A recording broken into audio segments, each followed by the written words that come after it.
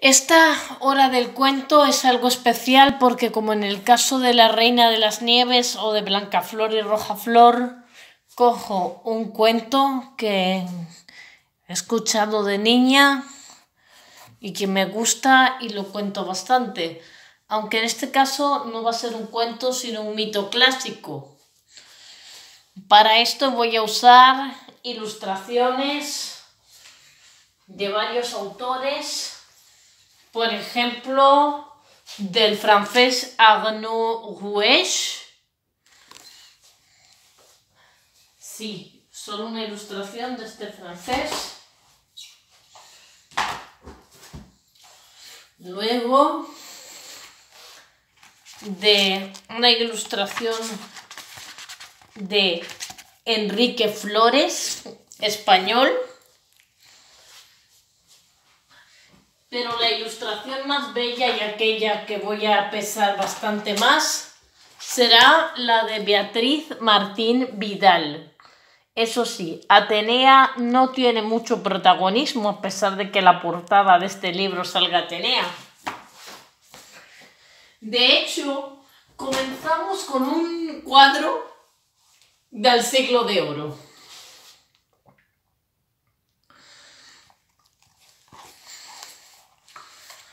Pum, pum, pum, pum, pum, pum. Fua, fua, pum, pum, pum. En una fragua donde hace mucho calor y donde el maestro herrero es tan deforme como su esposa es hermosa. Comenzamos con Hefesto, que está en su fragua. En estado de shock, deja caer las tenazas. Porque Apolo, que conduce el carro del sol, después de ponerse ha visto una cosa muy interesante. He visto a tu esposa con tu hermano. Hefesto conocía muy bien a su esposa Afrodita. Exteriormente una muñeca, pero una muñeca hueca por dentro. También conocía muy bien al macarra de su hermano Ares, a quien le hacía las armas. Saber por boca de Apolo que habían estado teniendo un affair durante bastante rato, incluso engendrado 3 o 4 bastardos. Pero en un principio puso a Hefesto tan en estado de shock que dejó el objeto que estaba forjando. Pero luego se puso a hilar fino. A hilar lo más fino que pudo hasta conseguir una finísima telaraña. Como diría otro autor del Siglo de Oro, que perdió la mano siniestra en Lepanto, una red invisible y sutil que pone en prisiones duras al adúltero guerrero que de las batallas triunfa y también a su cuñada. Ambos quedaron atrapados, desnudos, sin poder escapar, con las manos en la masa. Y claro está, todos los demás dioses del Olimpo se hicieron eco del asunto, como si aquella fuera la primera red social de la historia. Entre ellos Hermes, al que de hecho le batían un poco las alitas de los zapatos y las alitas del gorro cuando pensó, ay, la suerte de que tendría que estar en la cama con Afrodita. Y eso que él era tan listo como ella era cabeza hueca. No sabía qué sensación era aquella que le envergaba cuando, por fin, a ruegos de ambos amantes, les liberó de la trampa. Y ella le miró con esos ojos verde agua, tan profundos como fosas marinas, y él correspondió con un destello avellanado. Se miraron con un instante como dos desconocidos. Y cuando ella se desterró de la corte celestial por un rato, él se encargó de consolarla. Pero ay, todo aquello tendría un precio. Al cabo de 9 meses nació una criatura, un varoncito de cabellos oscuros y de rasgos marcados, pero con la tez muy blanca y los ojos de un verde agua inconfundible. Un bastardo en cuyos rasgos se podían leer quiénes eran sus padres. Por eso le pusieron los nombres de los dos unidos, Hermafrodito. Aunque tanto el nombre verdadero como la existencia del chiquillo tenían que mantenerse en secreto. Ya Afrodita había pasado por un sufrimiento social incalculable por el asunto de Ares y no quería volver a sufrirlo. De modo que se dejó guiar, en cuanto se hubo repuesto, se dejó guiar por Hermes hasta un pinar denso de pinos altos y oscuros allá en el lejano norte, donde se erguía un monte con una cueva como si de una isla de un océano verde oscuro. Y allí vivían unas ninfas, las mismas ninfas que habían criado al propio Zeus, de hecho, y en fin, lo dieron en adopción. Le explicaron de quiénes era hijo y su verdadero nombre en secreto al pequeñín. Pero este crecería sin saber quiénes eran sus padres y referido por sus tutoras como Troco.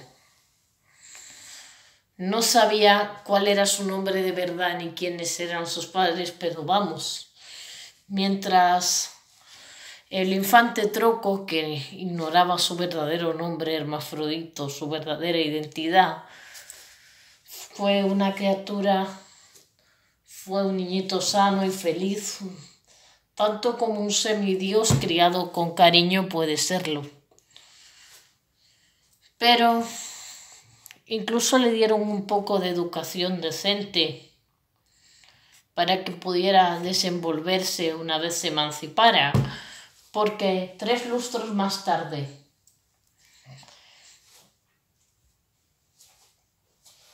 cuando él estaba empezando a cambiar la voz, que había pegado el estirón y a ensanchársele los hombros, y ya le estaba empezando incluso a cargar una suave sombra sobre este labio. Vamos, le pasó lo que a cualquier otro joven a las 16 primaveras. Su hogar se le quedó corto. Y además tenía una especie de inquietud, de intriga de por qué sus tutoras le estarían guardando secretos. Y si su vida no era... Él decidió salir.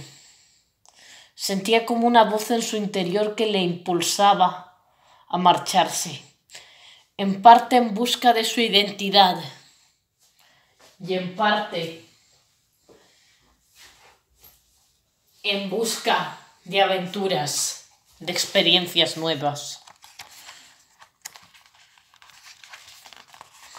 Así de bien parecido era Troco cuando se dirigió de norte a sur.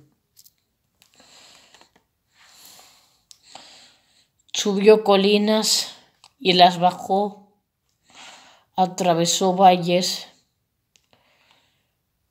cruzó puentes, conoció a gente que hablaba varios idiomas y pertenecía a varias culturas.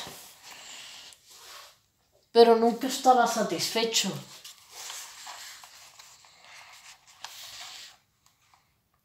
Hasta que llegó aquel día de pleno estío en que su vida daría un vuelco. No había fuentes ni vallas por los alrededores hacía un buen rato y él había estado caminando a pie desde el amanecer, bajo un solazo que caía a plomo.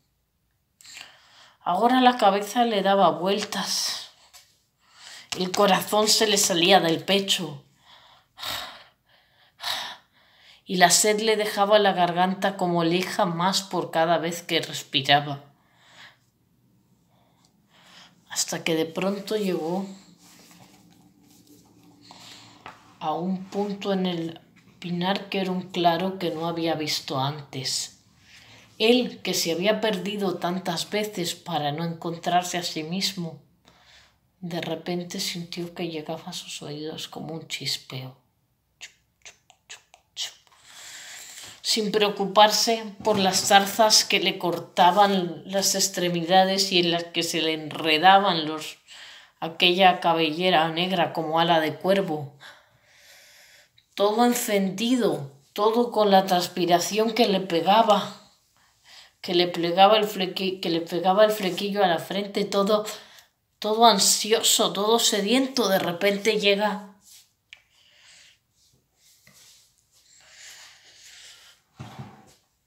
un lago que brillaba todo como hecho de diamantes bajo aquella luz de termidor que caía a plomos por encima.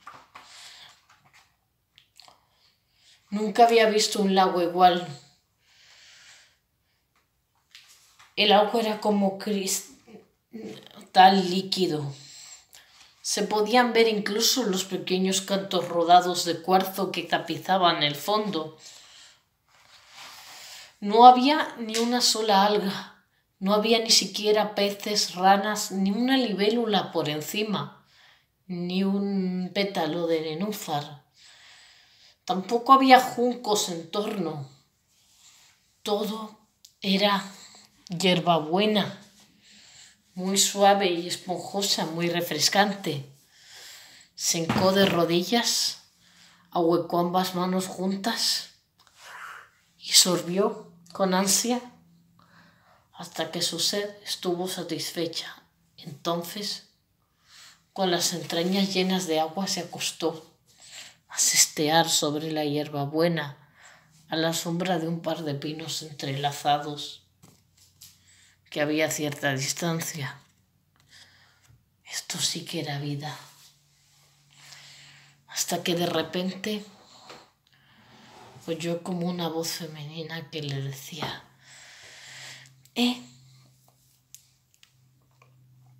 bien seguro que eres hijo de dioses. Si no eres Cupido, al menos serás otro bastardo de Afrodita. Él se levantó, se volvió. ¿Y quién estaba ante él? Pues una joven rubia, con las manos y los pies palmeados como lo de las ranas y los ojos de un verde muy oscuro, profundo. Era la ninfa de aquella fuente y la reina de todas las náyades. Al menos ella misma se había hecho una coronita de flores con las enredaderas tipo hipomea, chevrefoil que crecían en torno, se la había puesto en la cabeza y se había coronado reina. Mientras que las demás ninfas de la comarca formaban parte de la cacería de Ártemis y se entrenaban y corrían y practicaban para defenderse de los agresores. ¿Qué hacía esta? Bueno, ella, que era la única que tenía los únicos ojos verdes en vez de azules, se quedaba coronada de flores, miraba en el espejo que formaba el lago de noche. De día era cristalino como una luna, pero de noche se volvía básicamente un espejo que ella tenía de confidente y de consejero. Recogía flores y se hacía complementos con ellas, coronas, pulseras, etc. A veces se lavaba para refrescarse.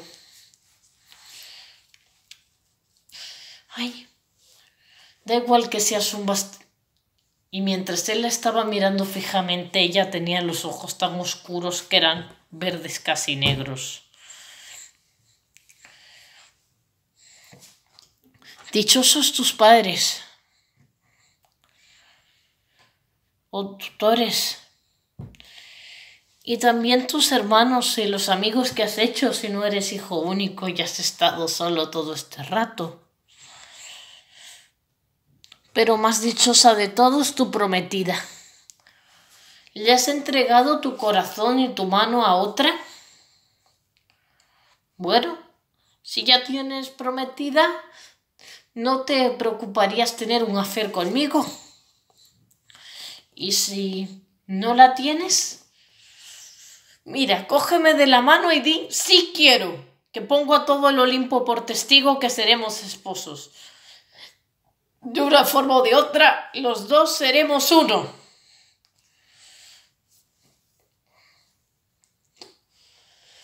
La verdad, Salmacis, la reina de las Náyades, se lo había planteado todo muy a conciencia, incluyendo lo que tenía que decirle. Ella había estado recogiendo lavanda a cierta distancia de su fuente para hacerse una pulsera bien refrescante y perfumada cuando yo de sonido como de una persona sedienta que tragaba por allí. Ella se acercó, vio a aquel ser de espaldas, con aquella cabellera larga, aquellas extremidades largas y finas, que estaba bebiendo de espaldas. Pero fue cuando él se volvió y ella vio que se trataba de un chico, ella era hetero, que se dio el flechazo como un disparo de arma de fuego en medio del corazón. Total, ella le dice que si tienes prometida, ponle los cuernos, si no... Ella era muy sincera y le abrazó incluso, sin reparos, pero él, el pobre troco, se puso rojo como una langosta, se escondió en la cara, pero aún así eso lo hacía más adorable. Le daba como una belleza aniñada, incluso ingenua. Y Salmacis siguió haciéndole presión. Bueno, si tú no me quieres como amada, bueno, déjame ser una amiga, una hermana. Al menos entonces no dirás que no. Intenta robarle besitos, pero él gira la cabeza a un lado y a otro y se aparta como una hoja de mimosa y ella... Déjame que seamos uno. Que ni siquiera había podido estar frenzoneada por él, de repente le oye, déjame en paz, o me voy de aquí. Ella dijo, de acuerdo, pero solo en apariencia.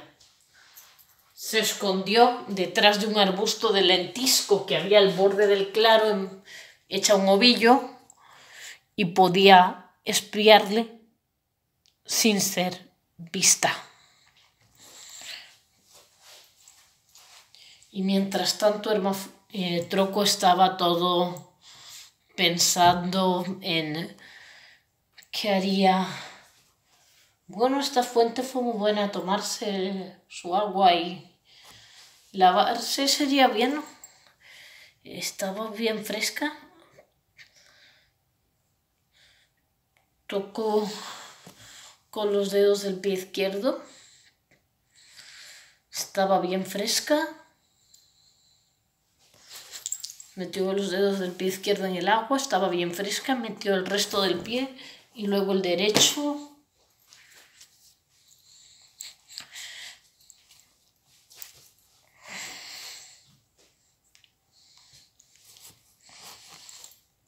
Y se echó a nadar pateando como una rana. Y mientras tanto la pobre Salmacis estaba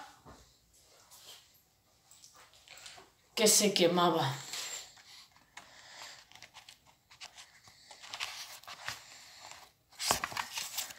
aquella tez tan blanca,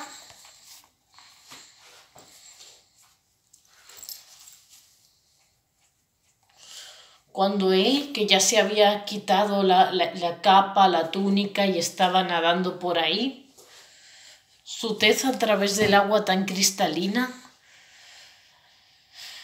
te daba unos destellos que a ella la deslumbraban, que hacían que ahora a ella le tocara arder por dentro.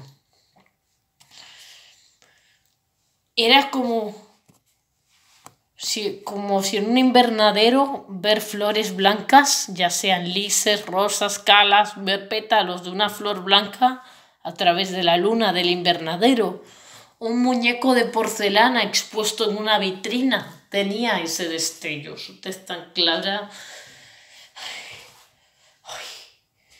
Además, tenía la espalda tan bien definida, los 4 miembros tan bien formados, aquella estela que significaba su cabellera con aquel destello azulado.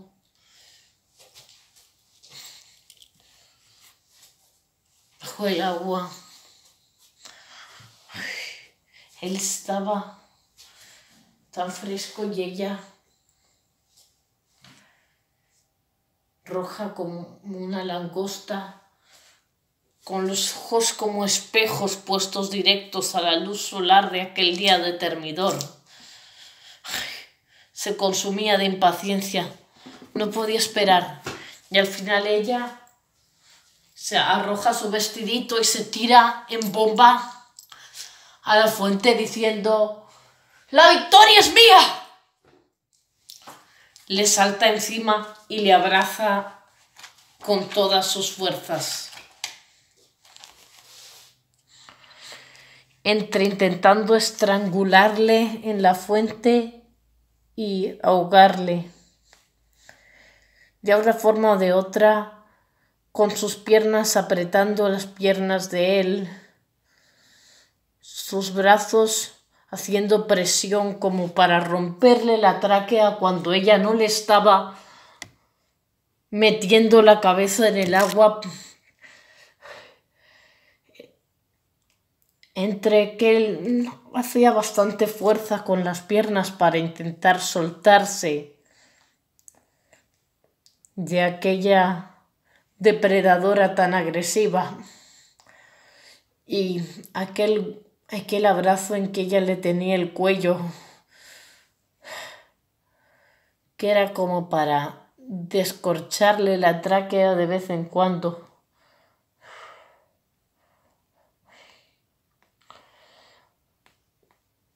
Se empezaba a salir en su lucha contra la asfixia, le empezaba a irsele el aire de los pulmones en una burbuja tras otra. Aquel joven trilustre también padecido. Toda su vida pasó revista. Su educación con las ninfas del norte, su partida, los puentes que había cruzado, el sabor extrañamente dulce del agua con regusto a hierbabuena de aquella fuente que antes le habían dado la vida cuando estaba a punto de morir de insolación y que ahora luchaba por metérsele por la tráquea y llenarle los pulmones. Todo se volvió oscuro delante de él, y entonces la propia reina de las náyades se dio cuenta de su egoísmo. No quería perderle. ¡Ay, dioses del Olimpo! ¡Salvadle la vida! Y si fuera posible, haz que los dos nunca nos separemos. ¡Nunca más! Y entonces descendió una calma ultraterrena de los cielos. Y ella que ardía y él que se enfriaba, de repente, como si sus cuerpos fueran de arcilla o de cera para verlas, se empezaron a fusionar poco a poco, empezando por sus pies, sus piernas, luego sus troncos. Al final solo quedó un solo ser que no era ni varón ni fémina, y las dos cosas a la vez.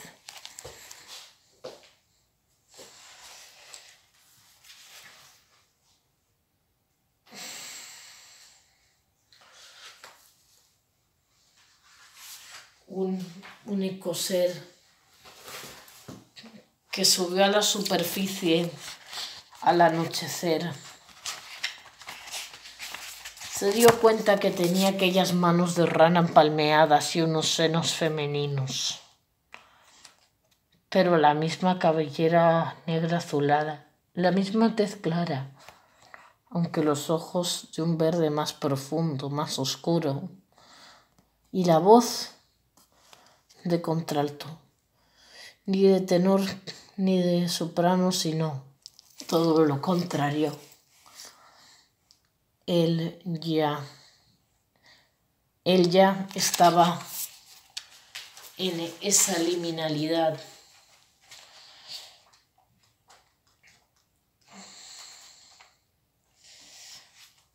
Cuando de repente Hermes y Afrodita, que cuando se dio la fusión de ambos seres, estuvieron en estado de shock, pero no tuvieron el tiempo de relacionarse. En su sufrimiento, aquel ser hermafroditano, que tenía también las mentes, los espíritus de los dos fusionados, en vez de no deseárselo a nadie, quiere que todos los conozcan su suerte. Entonces es cuando se le aparecen Hermes y Afrodita y le dicen que tu mitad masculina, el chico que es la mitad de ti, en realidad se llamaba Hermafrodito y era hijo nuestro. Aún así, él ya se volvió a los dos y dijo que toda persona que se lave en estas aguas o las bebe pase de ser o varón o fémina a ambas cosas sin ninguna. Y Hermes y Afrodita se miraron de la mirada. Lo que les decía aquella criatura que era en su mitad su hijo y la otra mitad la reina de las náyades, les había pedido algo. Los dos se sentían culpables por no haber podido estar allí y por haber causado esta catástrofe. En parte Afrodita le ofreció al nuevo ser de género fluido un lugar en su séquito, al lado de Cupido, Anteros y los demás bastardos que había tenido de Ares. Por otro lado, disolvieron en la fuente los dioses padres.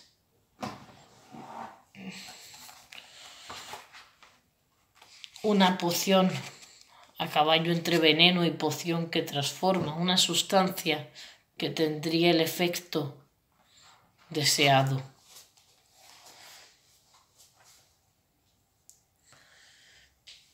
Tal fue el destino de Hermafrodito, el que durante su niñez se llamó el infante Troco, y de Salmacis, la reina de las náyades.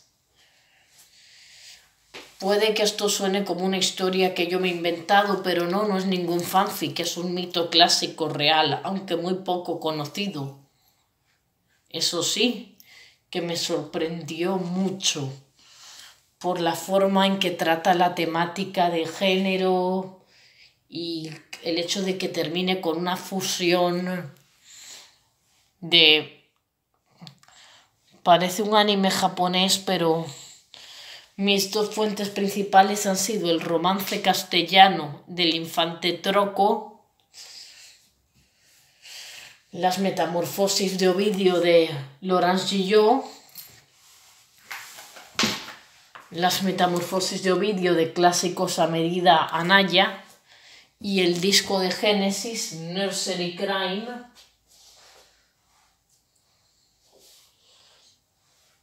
en el que yo de niña escuché por primera vez la canción y de la que saqué varios elementos para mi versión.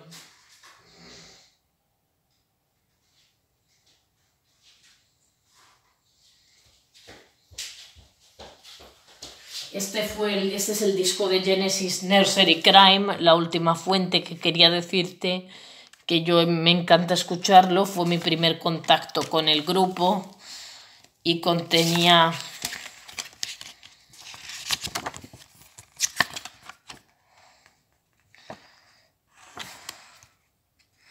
la canción The Fountain of Salmasis, que fue parte de mi inspiración. Telón. Esta hora del cuento, como la de La Reina de las Nieves, es una que, o la de Los Miserables, o las de Shakespeare, es una que yo quería hacer desde hacía un buen rato, pero que hasta la fecha no había podido usar. Espero que os haya gustado. De nuevo os doy las recomendaciones y hasta la próxima hora del cuento.